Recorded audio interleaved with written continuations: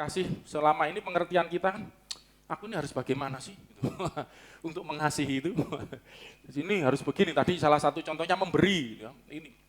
Kalau cuma sebatas itu cuma kulitnya. Yang nyumbang beras ini kan ketemu saya kan, saya ajak sharing-sharing, lama enggak ketemu. Ini yang sedang aku ajarkan saat ini. Dan tertarik nanti mau sharing-sharing lagi, saya kasih makalahnya malah nanti. Ya, saya mau buat ini jadi makalah nanti, lebih terstruktur. Jadi makanya saya masih buat format-formatnya. Ya toh, kita jangan belajar cuma kulitnya saja.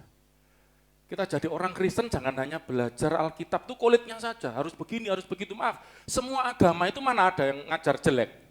Oh, semua agama mesti mengajarkan yang baik, nggak mungkin. Curilah, ya, colonglah, tipulah, nggak ada. Ya, kalau ada itu agama ngaco itu, mesti ngajar yang baik. Gitu. Lah, saya mau kita lebih dari itu. Gitu. Kalau minggu lalu kita belajar kasih kan, ya banyak yang diajarkan, yakin enggak mungkin ingat semua, ya mungkin berapa persen. Makanya saya buatkan catatan di WA Group kan, itu bisa disimpan, pelajari lain waktu, dibaca-baca lagi. Kalau perlu Anda sarikan sendiri yang Anda butuhkan, itu kan saya berikan semua ayat-ayat. Itu aja saya kurangi, kalau enggak itu lengkap banget itu ya. Banyakan nanti, maksudnya enggak cukup itunya ya, medianya. Tapi paling enggak, sempat minggu lalu saya ngajarkan beda kan, kasihnya dari Bapa, kasihnya Allah dengan kasihnya dari dunia. Ya, dikasih contoh kan kalau kasihnya dunia itu, ingat enggak minggu lalu yang dikasih contoh, memang penekanan saya enggak, saya bagi-bagi sih kepada aplikasi, kepada pengajaran, dari praktek pengajaran. Coba minggu lalu itu ada contoh kasih duniawi ya, kasih yang dunia banget gitu ya, bukan surgawi. Ya. Contohnya siapa minggu lalu kalau ingat? Orang apa? Pemungut cukai. Ya kan? Pemungut cukai aja juga bisa begitu. Kalau kamu baik kepada orang yang baik sama kamu. Ya kan? Saya tuliskan di WA Group itu kan pemungut cukai itu adalah gambaran orang yang mencari keuntungan buat diri sendiri. Ya. Dia adalah tipe orang yang mencari untung, perhitungan untung rugi. Kalau ada untungnya, menguntungkan aku akan membalas baik juga. Tapi kalau merugikan, tidak gitu. Itu kan kasih dunia. Kalau kamu baik hanya kepada orang yang baik kepada kamu saja, Matius 5 itu, apakah lebihmu dari orang lain? Lebihmu dari pemungut cukai? Pemungut cukai aja yang tamak, yang kikir, tamak aja bisa baik seperti itu. Apa bedanya kamu sama mereka? Tapi karena kamu anak-anak Bapamu yang di sorga, yang sempurna itu, yang memberikan hujan, panas kepada orang yang baik maupun jahat, kasih semua. Tidak pandang bulu, kamu anak-anaknya juga harus demikian, berbuat baik kepada semua orang. Yang baik, yang jahat sama kamu. Malah kalau seterumu lapar kasih makan, haus kasih, itu kan seperti itu contohnya. Dan itu hanya kasih seperti itu, hanya bisa didapat dari Bapa. Lah kita belajar hari ini, memang itu minggu lalu itu contoh kasih yang mengalir ya dari Allah. Tapi memang waktu nggak cukup ya, bagaimana kasih itu bisa mengalir. Maksudnya saya akan tunjukkan, saya juga ajarkan juga melalui firman Tuhan, kebenaran firman Tuhan. Kasih itu tidak seperti yang maaf ya, ecek-ecek tadi yang dibayangkan, aku harus bagaimana, seperti ini, seperti itu. Waduh, khotbah diajarin, diceramai. Kasih itu begini, satu, begini, dua, tiga. Kalau cuma sekedar seperti itu, maaf kadang-kadang ada titik ininya ya, titik kulminasi, titik di mana kita, aduh kok sulit ya, kok enggak sanggup ya aku ya. Love your enemy, kasihi musuhmu, waduh, pas enak hati nih, lagi mood, bisa. Pas lagi enggak mood hatinya, lagi gak enak hati, lagi banyak masalah, banyak wis robot ngono kon ngasih, wis megelno hati ngono lah. Ini kan akhirnya seperti itu. Apalagi ini kasih sumbangan kan ada tuh, berikan tangan kanan. Berikan kanan. Kalau engkau memberi dengan jangan sampai tangan kiri tahu, itu Alkitab udah ada ayat yang seperti itu. Jadi sampai tangan kiri aja jangan sampai tahu, itu kan istilah itu saudara ya. Ya itu kan bentuk-bentuk kasih yang diajarkan. Bagus. Ya. Saya yakin bahkan ajaran Alkitab ini lebih tinggi dari semua yang diajarkan di dunia ini. Enggak ada. Coba kita enggak hanya sekedar teori, maksudnya cuma ngomong ya, maaf ya. tokoh agamanya, kasih itu gini-gini, buktikan ayatnya di kitabnya itu loh. Saya pengen tahu kok. Nggak ada saudaraku yang seperti di Alkitab kita, nggak ada. Ya, kasihlah musuhmu itu loh. Itu aja nggak ada, cari. Maaf, jangan cuma ngomong. Kalau ada yang agama apapun lah ngajarkan kasih. Saya pengen buktikan dari kitabnya. Nabinya ngomong, Tuhannya ngomong. Lah, justru hari ini kita belajar. Ini betul-betul Tuhan yang ngomong, ajarannya Tuhan dan dibuktikan oleh Tuhan sendiri. Gitu. Kasihi musuhmu. Ya, ampunilah dia, doakan dia. Bahkan kalau lapar, musuh itu lapar kasih makan. Haus kasih minum, telanjang kasih pakaian. Enggak punya rumah kasih tumpangan. Kalau dia minta bajumu berikan, minggu lalu itu jubahmu. Ngajak kamu berjalan 1 mil, berjalanlah 2 kali. Jadi luar biasa kasih yang diajarkan. Cari, gak ada ayat yang seperti itu. Jangan cuma penafsiran ya. Saya Kristen, saya berharap kekristenan, hamba-hamba Tuhan. Jangan jadikan agama Kristen itu agama penafsiran, tafsir. Tafsir itu bisa banyak, manusia banyak menafsir. Tapi jadikan agama Kristen ajaran, agama kebenaran. Apa yang disampaikan firman itu sudah. Ya, kita akan belajar hari ini tentang kasih itu mengalir. Ya. Maksudnya mengalir itu apa, saudara? Orang kalau enggak menerima aliran, kasih yang sumbernya dari Allah, dari Bapa, enggak akan bisa mengasihi, dengar baik-baik. Apapun yang diajarkan, apapun yang diomongkan, apapun niat ingsun, apapun niatmu, apapun yang menjadi, yang penting kan niatnya, itu bukan ajaran Kristen, maaf. Itu saudara kan sering dengar, kita kan di dunia ini sebanyak, ya kita bergaul dengan bermacam-macam keyakinan. Jangan sembarangan, enggak ada kitab, yang penting niatnya, enggak ada kita. Yang penting kan aku punya niat gitu loh. Nah, kan orang bisa menipu dirinya sendiri, enggak bisa. Aku khilaf, bolak-balik kan khilaf ya. Enggak, jangan. Ya, di Alkitab ini kita akan belajar kebenaran yang dari Tuhan, benar-benar kebenaran dari Tuhan. Ya. Orang tidak akan bisa mengasihi, tidak akan bisa, itu banyak faktor, nanti bukan hanya ngasih saja, memberi, hidup suci, apapun yang engkau mau lakukan tidak akan bisa kalau engkau belum menerima aliran. Kuncinya itu semua, cuman kan kita harus paket-paketkan, di kelompok-kelompokkan. Ini sekarang belajar tentang kasih, tentang nanti kebaikan, apa itu nanti lihat aja nanti yang mana kita belajar. Tapi intinya apapun, kau tidak akan bisa lakukan. Hari ini kita belajar tentang kasih. Kalau engkau belum menerima dari sumbernya, gitu loh. Ya, kita udah belajar sumbernya itu Bapa. Yang mengalirkan itu anaknya Yesus. Digambarkan akulah jalan, itu ya, itu yang jalannya. Dan yang dialirkan itu rohnya yang beri kekuatan untuk engkau bisa mengasihi. Kalau tidak ada Roh Kudus tidak bisa mengasihi. Kalau tidak ada Roh Kudus engkau tidak bisa hidup suci. Memberi kekuatan untuk engkau mengampuni, suci. Tidak mampu. Itu loh bedanya. Makanya kita nggak hanya bicara niat gitu loh. Tapi di Kristen itu kalau saudara mau tahu kuncinya, ada satu kata yang luar biasa. Nanti kita akan temukan dan itu Bapa lakukan juga. Penyerahan. 1, 2, 3, penyerahan, menyerahkan. Itu Alkitab, bukan niat. Kalau niat bukan ajaran kita. Tapi penyerahan. Ya, apa itu? Ya, kita belajar tentang kasih yang sebenarnya judulnya hampir sama ya, kasih yang mengalir dari Bapa, tapi nanti lebih kepada mengalir yang daripada Allah yang Tritunggal itu. Tapi lebih kepada praktek mungkin ya, pada praktek. Kita lihat dulu ayatnya ya, Yohanes 5, ini saya tunjukkan dulu kalau kasih itu mengalir ya, Yohanes 15, yang dimaksud mengalir itu seperti apa, 9 sampai 12. Yohanes 15, 9 sampai 12. Jadi ketika kita mampu dapat untuk menghidupi firman, terutama dalam hal ini kasih, itu karena engkau sudah mengalami dulu aliran kasih dari Bapa. Nah, kita lihat ayatnya ini. Ini baru pembukaan. Silakan. Seperti Bapa telah mengasihi aku. Seperti Bapa. Yesus yang ngomong. Ya, Bapa kan sumbernya. Telah mengasihi aku. Ingat ya, minggu lalu kita pernah belajar kasih itu berasal dari Allah. Itu yang dimaksud Bapa. Bapa, Allah adalah kasih. Dan kita udah belajar sambil saya ingatkan dikit-dikit ya, Yohanes 17 ayat berapa itu? 23 atau 24 itu. Bapa mengasihi aku sebelum, ingat enggak? Dunia atau kosmos sebenarnya itu. Semesta dijadikan. Dunia itu sebetulnya. Ini yang kosmos. Ya. Kosmos dijadikan. Ya, sebelum dunia dijadikan. Itu sudah dikasih Bapa. Kekal kasih itu.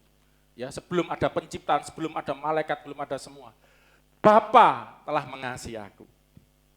Nah, ini luar biasa. Yesus ngomong ini sebagai sang anak, seperti Bapa telah mengasihi aku. Nah, diterima oleh Yesus kan kasih itu, kita sudah belajar minggu lalu. Dan kasihnya Bapa kepada Yesus itu berupa apa?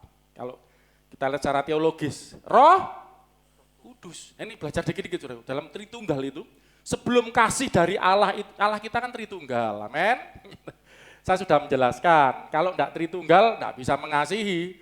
Kalau gini kan, kalau kasih yang kekal loh ya Saudaraku, berarti ya kasih yang kekal itu sebelum ada penciptaan. Lah sebelum ada penciptaan, ketika Allah itu ada, kan Allah itu kasih, mengasihi. Siapa yang dikasihi? Gitu loh. Kalau enggak Tritunggal kan enggak bisa mengasihi. Harus nunggu diciptakan, berarti ada penciptaan dulu, baru bisa mengasihi. Tapi ini enggak perlu, Allah kita Tritunggal. Ada Bapa, ada Anak atau firman-Nya, ada Roh-Nya, itu ada suatu hubungan kasih di situ gitu loh Saudaraku. Nanti kita akan lihat bukan hanya kasih, kesatuan yang utama sebenarnya. Dengar baik-baik, di dalam Tritunggal Allah kita itu ada hubungan kesatuan yang pertama. Ya, itu yang kita sering dengar sebetulnya. Nanti pendalamannya malah setelah ini malah. Ada kasih. Ya, atau kasih dari Bapa kepada Anak, ya, atau Bapa mengasihi aku sebelum dunia jadi. Kasih Bapa itu kekal dalam kekekalan. Dan Bapa mengasihi Yesus itu dengan sebagai sumber itu menyalurkan atau memberikan Roh-Nya. Nanti kita akan lihat juga di ayat ini. Di bagian ini nanti kita akan belajar. Jadi kasih itu Roma pasal 55, nanti sebelum ini balik sini lagi ya. Roma 5, saya ulangi kayaknya. Kalau mungkin lupa, Roma 5 ayat 5. Roh Kudus itu adalah wujud, gitu Saudaraku. Kasih Bapa. Ya, wujud kasihnya Bapa. Roh itu kehidupannya Allah, Roh Kudus itu. Roh Allah itu kehidupan yang dialirkan dari sumber itu. Sebelum pada manusia itu lewat Yesus dulu anaknya. Lihat ini. Nanti ya, coba. Dan pengharapan tidak mengecewakan karena kasih Allah telah dicurahkan. Kasih Allah telah dicurahkan di dalam hati kita oleh Roh Kudus. Jadi Roh Kudus itu yang mencurahkan kasih Allah gitu loh, yang membawa. Ya karena memang itu kasih Roh itu. Jadi yang disalurkan Allah itu kasihnya itu melalui Roh Kudus gitu loh. Jadi ketika Bapa mengasihi anaknya itu ya Roh-Nya itu. Dan itu sebelum ada penciptaan itu seperti kalau saya sebut lingkaran atau gimana. Jadi ya Bapa kepada anak itu mengalir terus. Kekal kan sebelum ada zaman, sebelum ada penciptaan. Roh itu mengalir kepada anak. Kasih itu mengalir pada anak. Anak ini menampung itu. Wow. Lah ketika ada penciptaan barulah kembali ke Yohanes 15 ayat berapa tadi? 9 tadi. Seperti Bapa telah mengasihi aku. Bapa menyalurkan kasihnya, Roh-Nya kepadaku. Demikianlah juga aku telah mengasihi kamu. Telah mengasihi kamu. Tinggallah di dalam kasihku. Jadi disalurkan gitu loh. Makanya saya tunjukkan kan Yesus itu yang mencurahkan Roh Kudus, yang menyalurkan Roh Kudus. Itu di Kisah Rasul 2 ayat 33. Dan Lukas 24 ayat 40 berapa itu? 849. Aku akan mengirim Roh Kudus, aku akan mengutus Roh Kudus, itu di Yohanes juga. Banyak ayat itu. Ya, Tuhan Yesus menerima roh dari Bapa, dicurahkan, diberikan. Ini yang menyalurkan, berarti ini ada salurannya. Yesus itu pengantara, ini istilah teologinya itu pengantara. 1, 2, 3, pengantara. Yesus itu Allah pengantara. Yang mengantarakan gitu. Dari Bapa. Ya, kepada manusia. Yang diantarakan itu apa? Rohnya Bapa, kasih nanti kamu terima kuasa Roh Kudus nanti kan berikan. Roh Kudus itu segalanya. Nanti kita juga akan belajar tentang Roh Kudusnya. Terus baca. Terus? Jikalau kamu menuruti perintahku, kamu akan tinggal di dalam kasihku, seperti aku menuruti perintah Bapakku dan tinggal di dalam kasihnya. Nah, Yesus kan menerima kasih dari Bapa. Dia tinggal di dalam kasihnya Bapa tadi dengan cara menuruti perintah Bapa. Ada di ayat yang lain, ya toh, bahwa aku mengasihi Bapa dengan melakukan Yohanes 14:31, enggak salah. Coba Yohanes 14 ayat 31. Makanya kenapa kasih itu ada hubungan dengan ketaatan. Gitu ya. Nah ini ya. Tetapi supaya dunia tahu bahwa aku mengasihi Bapa Aku mengasihi Bapa dan bahwa aku melakukan segala sesuatu seperti yang diperintahkan Bapa kepadaku. ya sampai coba. Jadi seperti aku mengasihi Bapa juga. Aku dengan melakukan segala pekerjaannya seperti yang diperintahkan Bapa kepadaku. Ya, kembali ke Yohanes 15. Jadi wujud kasih itu adalah ketaatan. Ya, katakan wujud kasih adalah ketaatan. 1, 2, 3, kasih itu ketaatan. Sebagaimana aku mengasihi Bapa. Ya toh? Dan melakukan segala perintahnya. Saudara kalau mengasihi itu berarti Anda mau mengikuti keinginan, kalau enggak istilah perintah, keinginan, kehendak. Nanti kita akan belajar, buktinya Yesus itu mengikuti kehendak Bapa. Bahkan Bapa pun itu nanti ada, saya baru ngerti kenapa di Lazarus ketika dibangkitkan ada doa Yesus yang nanti saudara akan lihat. Bicara tentang mengikuti, menuruti. Jadi bentuk wujud kasih yang nyata, Bapa kepada anak, anak kepada Bapa. Nanti kita lihat dulu ya, ini yang anak dulu ya. Aku mengasihi Bapa dengan melakukan segala perintahnya. Makanya tadi ayat 10-nya ya, lihat ayat 10. Ayat 10-nya, Mbak Asih. Ayat 10. Sebab jikalau, bukan. Tetap tadi maksud saya Yohanes 15 tadi, ayat 10-nya. Ini kan 9. Ayat bawahnya. Sebab jikalau kita, sorry kok jadi Roma. Yohanes ngelek ya. Ya baca ya. Ayat 10-nya. Baca ya Bet, ayat 10-nya. Jikalau kamu menuruti perintahku, kamu akan tinggal di dalam kasihku. Seperti aku menuruti perintah Bapakku dan tinggal di dalam kasihnya. Nurut perintah Bapakku dengan tinggal di dalam kasihnya. Ini Bapa. Jadi orang yang tinggal di dalam kasih itu adalah menurut dengan orang yang dikasihinya, gitu loh maksudnya. Jadi wujud kasih anak kepada Bapa dengan menuruti, dan itu dibuktikan nanti sebagai sang firman. Dia melakukan, makanya di Mazmur ini Yesus juga menunjuk kepada dirinya sebelum jadi manusia. Sang firman, di mana Mazmur 33:9 ya, di situ enggak usah dibuka, ke sana ke sini ngelek. Ya 33:9 ya, dia bahwa Allah itu dia memberi perintah maka segala sesuatu jadi. Dia berfirman, segala sesuatu jadi, dia memberi perintah, maka semuanya ada. Ya, memberi perintah, memberi firman, berfirman. Jadi firman itu yang membuat, jadi Allah itu melakukan segala sesuatu melalui firman-Nya. Ya, Yesus sebagai sang firman, wujud kasihnya dengan melakukan apa yang menjadi perintah, menjadi kehendak Bapa, menciptakan alam semesta. Ibrani 1 ayat 2 dengan oleh dia, oleh sang anak ini Allah menjadikan alam semesta. Kolose 1 ayat 5, mulai 15-16 itu ya. Di dalam dia Allah menjadikan alam semesta. Banyak ayat-ayat seperti itu ya. Puji Tuhan. Ya, itu 1 Korintus 8 juga ayat 6. Ya, oleh Yesus Allah menjadikan alam semesta. Jadi Yesus ini melakukan sebagai sang firman perintah Bapa untuk menciptakan, termasuk juga untuk mengasihi, menuruti perintahnya. Dan nanti tadi yang ayat 31 ya, memang saya potong ya. Itu ayo kita pergi berangkat dari sini karena mau ke Getsemani, mau disalib itu ya. Karena dia melakukan misi untuk menebus dosa manusia. Terus, 11.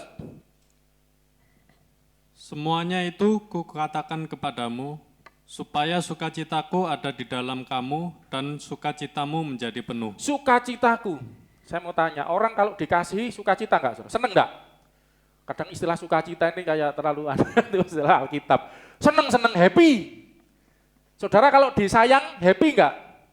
Enggak mungkin disayang tambah jembok aku, susah aku berarti Anda enggak cinta, kalau disayang diperhatikan enggak mau. Tapi kalau Anda seneng, wah happy, seneng. Nah, Yesus dikasih Bapa penuh dengan sukacita. Ya toh, semuanya ini kukatakan supaya kamu ngerti seperti Bapa mengasihi aku dan aku tinggal dalam kasihnya dengan mengikuti perintahnya. Ya, sekarang aku juga mengasihi kamu, tinggallah dalam kasihku. Ya toh, nanti supaya hidup di dalam sukacita. Sukacitaku ini supaya tinggal di dalam kamu. Supaya cita-citamu jadi penuh. Karena sukacita dunia ini tidak penuh. Sukacita dunia ini separuh-separuh ya, kayak kalau lagi mood, seneng, kalau susah, lagi nggak mood, bad mood, itu dunia. Lagi ada duit, seneng, nggak ada duit, purat, susah. Itu tapi kalau dalam Tuhan nggak ada. Anak Tuhan, kalau yang sudah menerima aliran kasih dari Tuhan, nerima sukacita yang dari Tuhan, ono duit, gak ono duit, tetap senep. Wah, udah Bu Sri ini. Seneng Bu Sri, bukan senep. Canda ya. Nggak saya dengar. Senang, amin. Are you happy? Amin. Anda bahagia, saudara-saudara yang ya, di di online juga, ya. Ya, atau jangan lupa bahagia. Itu ada istilah kata-kata ya, motivasi-motivasi itu ya. Ya puji Tuhan ada kata-kata seperti itu, tapi masalahnya sanggup gak? Kalau kamu nggak terima aliran kebahagiaan, sukacita dari Bapa melalui Yesus tadi, nggak penuh. Nggak penuh. Ayat 12-nya, ini contoh kasih yang mengalir. Terus? Inilah perintahku, yaitu supaya kamu saling mengasihi seperti aku telah mengasihi kamu. Nah, orang kalau tadi tinggal dalam kasih kan mengikuti perintah. Seperti Yesus tinggal dalam kasih Bapa, ikuti perintah Bapa. Ya kan? Demikian juga atau keinginan gitu ya. Demikian juga kalau kita tinggal dalam kasih Yesus, kita mengikuti perintah, ini perintahku supaya kamu saling mengasihi. Tapi belum selesai. Kalau kita cuma belajar, kamu harus saling mengasihi, saling mengasihi. Semua agama ngajar, ayo kasih sesamamu. Banyak agama ngajar. Padahal saya tidak tahu ayatnya, nggak ada kayaknya. Yang ada nih saya lihat cuma di Alkitab, saya tidak tahu agama lain apa ada ayat kasihlah sesamamu, nggak ada. Cuman itu tafsir gitu ya, terserah. Tunjukkan ayatnya, kasihlah sesamamu, nggak ada. Tapi ini jelas, ya supaya kamu saling mengasihi. Tapi masalahnya belum selesai, masih koma. Bagaimana wujud saling mengasihi itu? Seperti aku ini siapa? Tuhan Yesus telah apa? Mengasihi kamu. Dengar baik-baik, saudaraku. Tanpa mengalami, menerima aliran kasih dari Bapa yang disalurkan melalui Yesus, seperti juga aku telah mengasihi kamu, demikianlah kamu saling mengasihi. Maaf, tidak akan ada kasih dalam hidupmu, keluargamu, lingkunganmu, tidak akan ada kasih kalau kau belum terima. Loh, saya sudah Kristen, enggak masalah kau Kristen, Kristen KTP-mu. Loh, saya rajin ke gereja awakmu toh. Hatimu, imanmu, hatimu, hidupmu, terima enggak aliran itu? Atau ada alirannya tapi mampet, kesumpet sampah. Loh, saya tanya, sungai itu ya, ini kan kita sering belajar sungai. Sungai itu bisa enggak terhambat alirannya, saudara? Sedang sungai itu sumbernya terus ngalir, bisa enggak terhambat? Kan makanya jangan buang sampah sembarangan, terus bikin apa? Banjir. Bikin banjir bandang, banjir, merusak akhirnya. Maaf saudaraku, ini saya perlu ngomong. Maaf ya, orang Kristen yang hidupnya enggak sungguh-sungguh, maaf dengar baik-baik, hidupnya enggak benar, merusak. Anak Tuhan, umat Tuhan, kalau hidupnya enggak sungguh-sungguh, itu justru merusak. Loh, Pak Agung ngaco dan Yesus pernah ngomong, ahli Farisi, apa? Orang Farisi, ahli Taurat. Yesus ngomong apa? Mereka ini menduduki kursi Musa. Tuh, Musa itu pemimpin umat, hormati. Mereka duduki kursi Musa. Dengarkan ajarannya, tapi kelakuannya jangan kamu ikuti. Itu umat Tuhan. Ajarannya bagus, kita pegang ajarannya orang Farisi, ahli Taurat. Dari mana? Perjanjian Lama itu kan. Kita pegang, tapi kelakuannya jangan diikuti. Mereka ini seperti orang yang berdiri di depan pintu. Lu pernah baca ini? Sehingga menghalang-halangi orang yang mau masuk. Maaf, berapa banyak orang tersandung masuk pintu kerajaan sorga. Karena kelakuan yang orang yang menyebut dirinya Kristen. Maaf ya, saya sedih lihat pemberitaan di televisi Sambo, ya jenderal kan, wah itu diberkati Tuhan luar biasa, seorang jenderal, anak Tuhan, saya tidak mau anak Tuhan, KTP-nya Kristen, anak Tuhan tidak akan bunuh, bunuh ajudannya, Kristen juga, nyuruh yang dibunuh ini melalui ajudannya yang lain, Kristen juga, wah apa saudaraku, malu kadang saya lihat gitu, malu, lebih baik gak usah. Makanya saya enggak masalah orang keluar dari Kristen, maaf ya, enggak masalah kalau saya. Daripada malu-maluin jadi orang Kristen, mempermalukan nama Tuhan, silakan keluar, maaf. Kalau engkau mempermalukan, maaf saya gregetan kadang-kadang. Oh kita enggak cari banyak-banyakan orang, enggak. Kualitas. Buat apa banyak? Tapi kok susur, ruwet. Maaf saya harus ngomong gitu. Saya enggak pernah, ini jadi mu'alaf, sedih, enggak. Itu urusanmu, berarti kamu bukan orang yang dipanggil, dipilih Tuhan. Orang yang dipanggil, dipilih Tuhan, nanti kita dikuduskan, diteguhkan, dikokohkan, diurapinya. Wah, diberkati, waduh itu.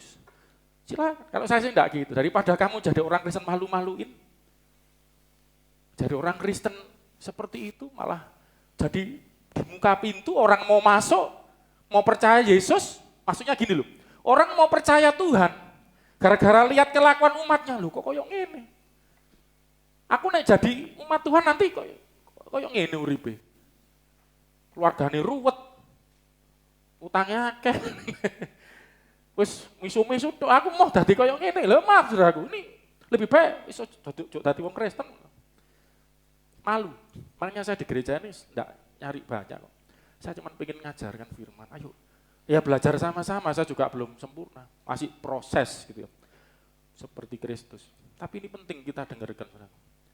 Tanpa engkau menerima aliran, seperti aku telah mengasihi kamu, dan Yesus seperti Bapa mengasihi aku, demikian aku mengasihi kamu, kan mengalir ini kasih itu. Itu loh saudara. Maka kamu saling mengasihi, tanpa ini tidak akan bisa. Ya ini kita lihat lagi. Dan kasih yang diminta firman Tuhan itu, maaf, bukan kasih yang tadi ecek-ecek. Coba ayat ini, 1 Yohanes 4 ayat 19. Kita harus belajar yang seperti ini, saudaraku. Kalau cuma belajar kasih maaf yang ecek-ecek, yang ini coba, ini bukan ecek-ecek, ngeri kadang sama. Wah, luar biasa banget ini. Kita mengasihi karena Allah lebih dahulu mengasihi kita. Ya, mulai dari sini ya. Kita ini bisa mengasihi karena Allah lebih dahulu mengasihi kita. Nah ayat ini sebetulnya, kita mengasihi karena Allah lebih dulu. Jadi orang ini bisa mengasihi karena mengalami lebih dulu. Lebih dulu ngalami apa? Kasihnya Allah. Gitu. Tadi di ayat yang pertama kan, kasih Allah melalui Yesus ya. Ya Allah itu Bapa yang dimaksud. Yesus mengasihi kita. Yang mengasihi kita tuh ada yang disalurkan itu loh, kasih itu, Roh Kudus itu nanti. Mencurahkan kasihnya. Lah tanpa itu enggak akan bisa, gitu loh maksud saya. Ya. Jadi mau berbuat ngotot niat segaimanapun enggak akan jadi. Makanya Anda perlu belajar. Kita ini mengasihi karena Allah lebih dulu ngalami. Jadi maksud saya gini, Anda harus mengalami lebih dulu. Mengalami lebih dahulu. Kasihnya Allah. Ayo seperti apa kasih Allah ini? Yohanes tetap pasal 4 ya. Ini ayat di atasnya, 9 mulai 9. Minggu lalu saya bacakan ayat 7, itu tentang kasih itu asalnya dari Allah, sumbernya dari Allah.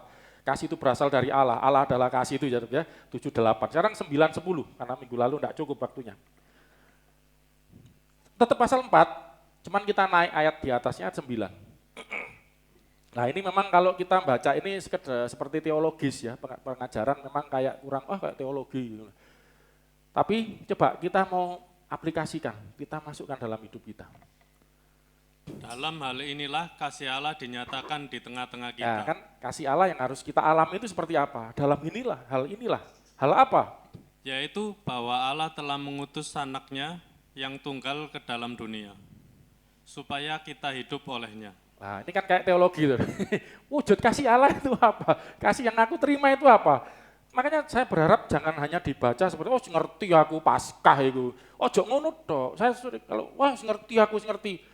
Ini enggak masalah ngerti, kamu terwahyukan enggak? Lah ini penting, di Alkitab itu ini ada istilah wahyu, pewahyuan. Itu dari bahasa Yunani apokalipto.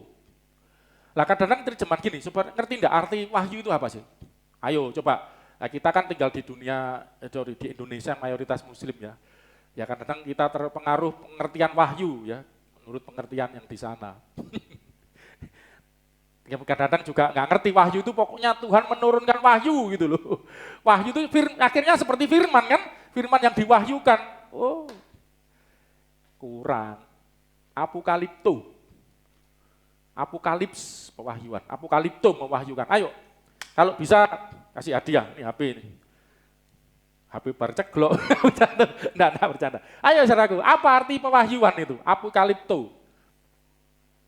Apokalipto. Apokalips. Hah? Oh iya bahasa Inggrisnya revelation. Penglihatan, itu salah satu wujud penglihatan itu kan. Ada lagi, enggak apa-apa. Itu cuma salah satu ya, penglihatan, vision, penglihatan kan vision, penglihatan. Apa pewahyuan? Ini supaya kenapa sengaja tanya, kalau saya jawaban langsung lali malah. Apa pewahyuan itu? Artinya, wahyu. Perintah ya, terima wahyu, terima perintah ya, saudara seberang terima firman gitu loh. Ayo orang Kristen itu ngerti, ini makanya kadang kayak gini kan enggak diajar, no. Penting berkat. Ya enggak masalah lah belajar. Anda nih terima pewahyuan dari Tuhan, sering dengar, ini terima wahyu, wahyu itu apa? Apokalipto. Dengar baik-baik, jangan lupa loh ya, karena sudah ditanya. Jangan lupa apa yang saya katakan, nanti minggu depan saya cek lagi. Pewahyuan itu artinya, ya apokalipto, bahasa Yunaninya revelation, bahasa Inggrisnya, itu artinya penyingkapan. 1, 2, 3, penyingkapan. Jadi kalau dapat wahyu, itu artinya dapat penyingkapan. Penyingkapan itu apa lah? Penyingkapan itu apa? Tersingkap, terbuka, unfold. Nah, tambah apa meneh? Unfold. Lipatan yang, jadi ada fold itu kan lipatan, dibuka, diurai lagi. Gorden. Tutup. Ya, penyingkapan atau dibuka, jadi ngerti pokoknya. Jadi orang yang terima wahyu menjadi mengerti. Makanya ini bukan sekedar, aku tahu ceritanya, aku tahu cerita Natal, nanti kan mau Natal, aku tahu cerita Paskah. Tapi masalahnya ada tersingkap enggak? Terbuka enggak? Pewahyuan itu terbuka enggak? Tersingkap enggak? Apa yang Tuhan ajarkan, apa yang Tuhan firmankan itu. Ya memang itu firman, tapi tersingkap. Jadi ngerti. Bahwa Allah, inilah kasih itu. Allah lebih dulu mengasihi kita. Allah setelah mengutus anaknya ke dalam dunia, supaya kita hidup olehnya. Terus, kayaknya kan biasa kan, bayanganku kasih itu koyo opo itu. Engke duit 1 miliar tak sak gebok. Walah, ini makanya kalau belajarnya dianggap ini teologi, coba lihat lagi terus. Kita nanti akan mendalami terus. Inilah kasih itu. Kasih itu ini seperti ini, apa? Bukan kita yang telah mengasihi Allah. Bukan kita, bukan saudara, bukan saya yang mengasihi Allah. Tetapi Allah yang telah mengasihi kita. Allah yang telah itu sudah mengasihi kita dan yang telah mengutus anaknya sebagai perdamaian bagi dosa-dosa pendamaian bagi dosa-dosa kita. Mengutus anaknya, bentuk kasih Allah. Inilah kasih itu, bukan kamu yang mengasihi Tuhan, bukan saudara. Saudara ngasih Tuhan dengan apa? Ngasih apa? Saya tanya saudara gini, saudara mengasihi Tuhan? Kalau mani jawab kabeh saiki, apa itu? Dengan wujud apa? Apa wujudnya kasih itu? Dari sini kita bisa melihat ya, esensi kasih itu memberi. Katakan 1, 2, 3, memberi. Demikianlah Allah mengasihi kita. Inilah kasih itu, bukan kita telang, tapi Allah mengasihi dengan mengutus, memberikan anaknya. Sebagai pendamaian bagi dosa-dosa kita. Ayat 11. Ayat 11-nya.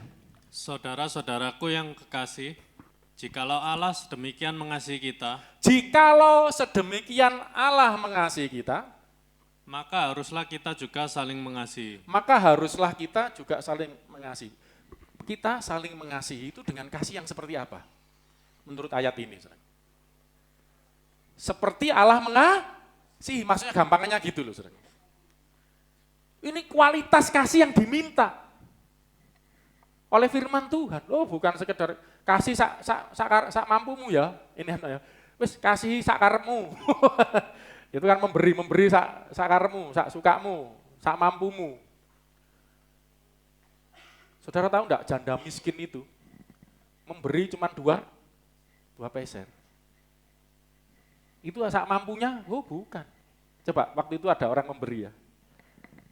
Yesus lihat di bait Allah kan, ada orang kaya memberi dengan wah belum. Yesus ngomong apa sama murid-muridnya? Kamu tahu enggak janda miskin yang cuma ngasih 2 keping ya, itu memberi lebih banyak, lebih baik daripada mereka. Karena apa? Lah itu saudara kan baca nggak lihat selanjutnya. Nah. Apa karena memberi semampunya? Maaf kita kan makanya lagu persembahan itu kadang-kadang persembahan kami sambil nangis-nangis kan, sedikit sekali. Nek iso tambah sidik kiranya. Saya gak usum lagu itu. Maaf saya enggak mau nyanyi lagu itu. Yo ngasih sedikit banyak enggak masalah, bukan itunya. Kenapa janda ini? Coba ayo kita bisa jawab. Kenapa janda ini kok dikatakan memberi lebih baik, lebih banyak daripada orang-orang kaya yang memberi dengan kelimpahannya. Dengan semaunya, mungkin juga semampunya, kan orang kaya mampu. Kenapa janda ini memberi yang terbaik? Bener. Bukan cuma kekurangannya, karena kurang kan, dia memberikan semua. Lu seluruhnya, itu kayak Mas juga ya. Saya sampai enggak bisa bayangkan lu, mari ngasih uang mangan opo, iki mari ngono. Iki, lah sing sugih. Wong pal-palan duwe masih belum pulang mati bisa makan capcay, babi kecap, mungkin bisa pergi kemana ke sini luar negeri masih bisa beli sepatu bagus, HP baru. Lah janda ini uang cuman mungkin untuk beli makanan. Lumayan kadang orang enggak sadar ini, tapi ini gak mangan hari ini aku buat Tuhan saja. Coba Anda pernah mikir memberi sampai seperti itu enggak? Gitu loh. Makanya bukan inilah kasih itu, bukan kita yang mengasihi Tuhan. Anda memberi apa sih sama Tuhan? Tapi Allah demikian mengasihi kita. Nah, pemberiannya itu dengan mengutus anaknya lah. Kadang-kadang, nah ini kita harus perdalam ini. Kok kayaknya kurang tahu. Karena yang diharapkan manusia spektakuler. Dikasih apa gitu loh. Oh, kita lihat Yohanes 3:16.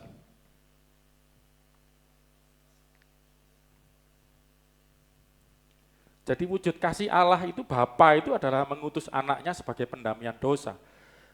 Jadi di kayu salib ya, menyelamatkan umat manusia ini kayaknya. Lah kalau Anda lah ini saudaraku yang namanya pewahyuan tadi. Teman saya itu hamba Tuhan, enggak tahu pelat atau mesti ngomongnya bukan pewahyuan, perwahyuan. Bolak-balik, minta tegur kok sungkan, lebih senior ya. Perwahyuan bahasa Indonesianya keliru, pewahyuan gitu ya. Penyingkapan, jadi singkap. Oh, Allah memberikan anaknya, oh tuh. Nek enggak ngerti ngenyek toh, oh apa Tuhan kok disalib, apa kok. Ya itu tadi kan, karena enggak tersingkap. Enggak nerima wahyu. Gitu loh. Lah, apa ini? Ya, jadi kasih Bapa, kasih Allah itu ternyata dengan memberi. Oke, memberi, tapi yang diberikan apa? Anaknya gitu loh. Oh boy, coba Yohanes 3:16. Karena begitu besar kasih Allah akan dunia ini. Ini ayat hafalan, ya. Ini orang Kristen harus ngerti ayat ini. Coba sambil baca sama-sama. Ini 16 saja. Kalau 17 biasanya bukan ayat hafalan, tapi penting juga. Wah, Joshua langsung merem nih. Coba sambil belajar. 1, 2, 3. Karena begitu besar kasih Allah akan dunia ini sehingga ya telah mengaruniakan anaknya yang tunggal supaya setiap orang yang percaya kepadanya tidak binasa melainkan beroleh hidup. Ayo coba hafalin nanti saudara ya. Ya karena hafalan kadang-kadang lewat gitu aja. Tapi coba renungan dapat pewahyuan sungguh-sungguh dari ini. Karena begitu besar, sungguh besar. Itu apa itu lagu? Pengorbananmu bagiku tak terselami. Kok bagiku terus? Lali. Bagimu, bagi. Oh, aduh saya bagimu, bagiku. Jadi tak terselami pengorbanan begitu besar. Ternyata kasih yang begitu besar, megas. Besar itu bahasa Yunaninya itu megas, mega, besar. Mega, makanya ada mega besar, bisa terukur. Begitu besar kasih Allah akan dunia ini. Apa wujudnya? Sehingga inilah wujud. Ia mengaruniakan atau mengaruniakan itu dorea, memberikan. Ya, kalau ngerti mengaruniakan kok ngkei. Memberikan siapa? Anaknya yang tunggal. Supaya siapa orang yang percaya tidak binasa, melainkan hidup yang kekal. Ini diberikan, ini kalau kita kan sudah ngerti. Diberikan dalam wujud apa? Pengorbanan di kayu salib. Sempat saya berpikir gini, wah kasih Allah ini yang dikatakan begitu besar gitu ya.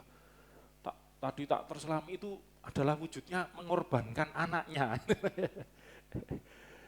Nah ini jadi pikiran kan nanti gini. Berkorban tapi yang dikorbankan ke orang lain.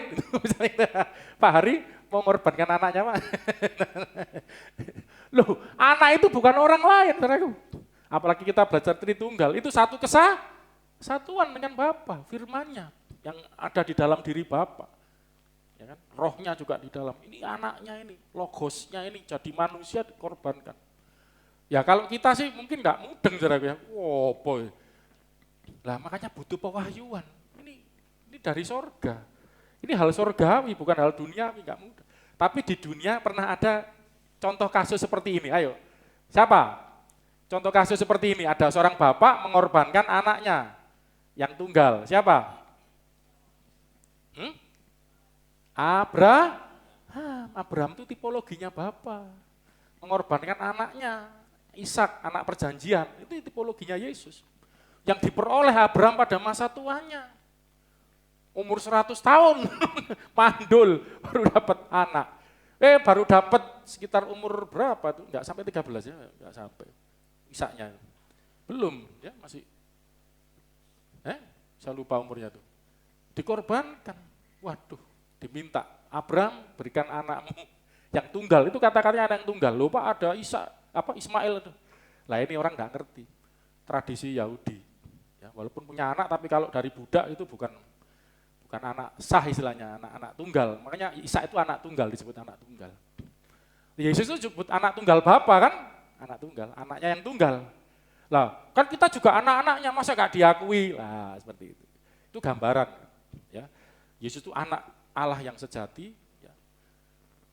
Dan kita menjadi anak-anaknya juga karena percaya pada Yesus. Itu nanti kita bahas lain kali. Ya.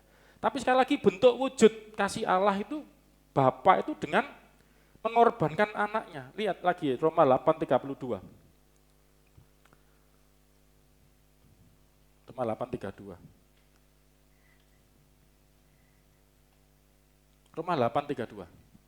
Ia yang tidak menyayangkan anaknya sendiri. Iya ini siapa, Bapa. Tidak menyayangkan, Allah tidak menyayangkan anaknya sendiri, tetapi yang menyerahkannya bagi kita semua. Menyerahkannya. Nah, tadi kata menyerahkan. Di Kristen itu bukan cuma niat, tapi penyerahan. Ayo katakan nanti biar ingat saya bilang, mungkin khotbah macam-macam lali kabeh ya.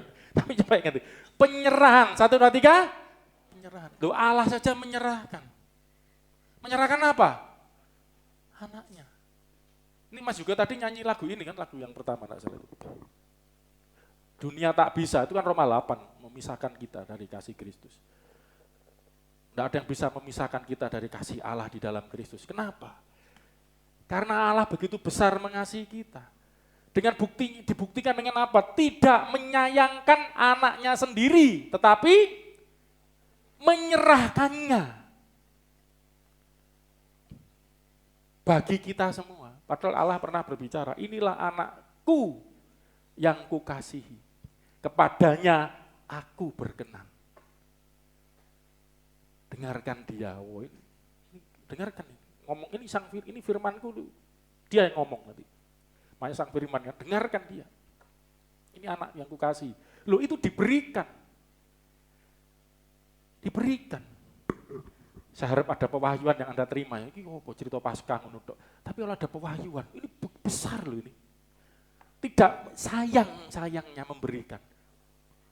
Ini nilainya lebih dari emas, perak, permata, harta benda apapun, lebih dari apapun. Terus, bagaimana mungkin? Bagaimanakah mungkin ia tidak mengaruniakan segala sesuatu kepada kita bersama-sama dengan Dia? Coba komparasinya ya. Nilainya, kita komparasi nilai. Anak yang diserahkan ini loh. Anak yang tunggal, anak yang dikasihinya. Kan harus belajar, kasih yang kekal. Diserahkan, dia deledel, kayak digebuki, kayak maling kan kalau saya lihat filmnya tuh ludahi itu kalau saya kurang sadis itu sudah sadis pecuti ya. Itu diludahi ada loh. Ditampar mukanya, diludahi, diejek, dicemooh, dihina. Muridnya aja mau membela jangan, enggak perlu. Kalau aku mau aku bisa kirim 12 legion, kompi. Malaikat untuk bela, tapi enggak mau. Diserahkan benar-benar, waduh. Ya toh, yang tidak berdosa dibuat menjadi dosa karena kita. Dia yang hina rela jadi dia yang mulia rela menjadi hina, kaya rela jadi miskin. Komparasinya begini, perhatikan. Allah tidak menyayangkan anaknya diberikan pada kita. Kalau ini aja enggak sayang, apalagi ini loh, bagaimana mungkin ia tidak mengaruniakan segala sesuatu itu apa saja. Pak Hari ketemu lagi apa saja. Wah, doa minta apa saja nanti. Ini maksud saya, ini bukti cintanya Tuhan. Apa saja itu loh Tuhan berikan kepada Anda. Loh, mana mungkin? Mungkin sekali. Kenapa enggak?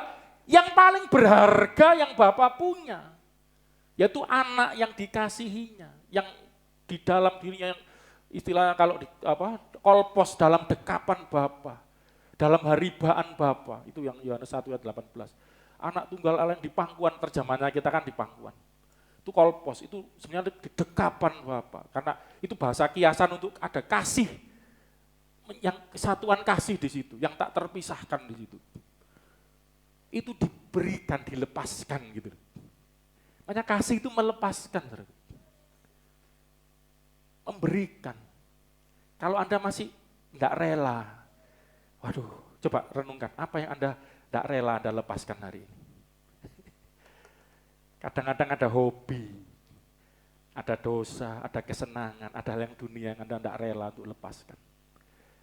Makanya ada firman Tuhan ngomong, persahabatan dengan dunia ini menjadikan kamu seteru dengan Allah. Ya toh? Karena persahabatan dengan dunia ini. Karena kita tidak bisa mengasihi sekaligus. Tidak bisa mengasihi Allah dan mengasihi Mamon. Itu ajaran. Harus pilih salah satu, harus lepaskan salah satu. Ayo, apa yang harus Anda lepaskan? Saya juga belajar mulai melepaskan, sakit kadang. Kasih itu sakit, saudara. Kadang harus melepaskan hal-hal yang kita suka, yang kita sayang kalau perlu. Diminta, gitu. Ya saudara ya. Jadi kalau anaknya saja diberikan, apalagi segala sesuatu, Tuhan pasti berikan. Berarti nilainya anaknya ini lebih daripada segala sesuatu. Coba renungkan. Berarti nilai anak yang diberikan ini, nilainya lebih dari segala sesuatu. Apapun kau boleh sebut. Mintaan sama Tuhan. Itu nilainya itu lebih dari segala sesuatu. Kadang-kadang yang kita pikir kan duniawi. Yang kita pikir nilai yang lebih itu rumah mewah. Mobil bagus. Istri cantik. Alah, mencelat. Suami cakep. Apalagi itu. Wah, emas perak. Itu sebut itu kan segala sesuatu. Ini nilainya kalah masih dengan anaknya. Makanya Tuhan itu pernah berkata, enggak butuh apapun dari kamu. Mas perak kepunyaanku, kata Tuhan. Enggak butuh. Tuhan itu enggak butuh apa-apa. Lah saudara lo mau mengasihi Tuhan itu, mau ngasih apa? Mau ngasih dengan apa? Masa enggak cukup waktunya ya? Jam berjalan terus. Aduh. Ya, jadi ternyata inti daripada kasih Allah itu yang kalau kita mau belajar itu penyerahan ternyata. Menyerahkan. Ya. Jangan waktu ya, kita tutup sampai di sini aja. Ini belum belajar tentang Yesus. Itu kan Bapa menyerahkan anaknya. Sekarang Yesus juga menyerahkan loh. Minggu depan aja. Yesus menyerahkan apanya, saudaraku? nyawanya. Baca dulu ya nanti minggu depan pendalamannya. Yohanes 13. Sorry. Nah, ini aja. 1 Yohanes 3 ayat 16. Satu ayat ini aja. Nanti minggu depan kita pendalamannya. Perasaan ngomongku baru sebentar kok. Udah hampir jam 10 ya. 136. Gampang ya. Kalau tadi Yohanes 3 ayat 16. Ini 1 Yohanes 3.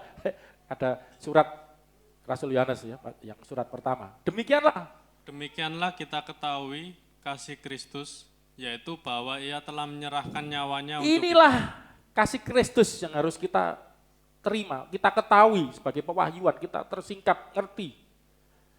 Harus kita ketahui, yaitu bahwa ia, Yesus tadi, telah menyerahkan nyawanya. Lah lanjutannya ini Pak Ari. Jadi kita pun wajib menyerahkan nyawa kita Guyu. untuk saudara-saudara kita. Wes, gak usah ado nyawa, engke duwe ae pelit. Engke maaf aja, maaf.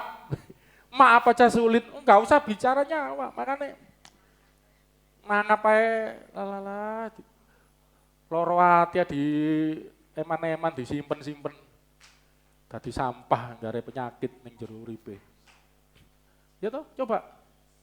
Ini nyawa loh. Demikian. Maaf, menurut Anda ecek-ecek enggak ini, saudara? Saudara suruh nyerahkan nyawa buat saya, mau enggak ayo nyerahkan nyawa buat saya? Oh, mau terima. Saya juga suruh nyerahkan nyawa buat Anda. Wah ini belajar. Ya. Nah ini kan, ini gambaran yang tinggi. Oke, enggak usah jauh-jauh nyawa, ayo beri gitu loh. Berikan ya apa yang terbaik. Makanya inti kasih itu ini baru, masih sedikit banget. Supaya kan saya ngajarnya luas ya, ini aja saya berusaha pada. Kalau pulang biar enggak lupa, intinya kasih itu apa? Menyerahkan. Waduh, keras itu saya. Wah siap ya, menyerahkan cintamu, pengorbanan. Udah. Kadang-kadang anak saya marahi, papa ini loh, kasihan mama kerja. Waduh, kamu enggak kasihan Mas Pri, Mbak Dina juga. Wah itu, anak-anak kan KKN, Esther, Fandi, Chandra, jam 12 baru pulang. Kurang orang, ya kerja rame depotnya. Ya, wah sampai keringetan. Ya, demi apa? Oh, demi cinta, menyerahkan keringetnya, tenaganya, demi suaminya dan anaknya. Itu kan janji nikahnya dulu kan gitu ya. Aku akan ya memberikan, itu kan janji nikah itu apa? Sur? Aku akan suka dan duka itu aja. Menafkahi itu loh, saya sampai lupa janji. Mas juga siap ngapalkan ini nanti. Haleluya, ayo kita berdoa. Jangan lupa menyerahkan, yang terbaik. Ayo, kon maju juga.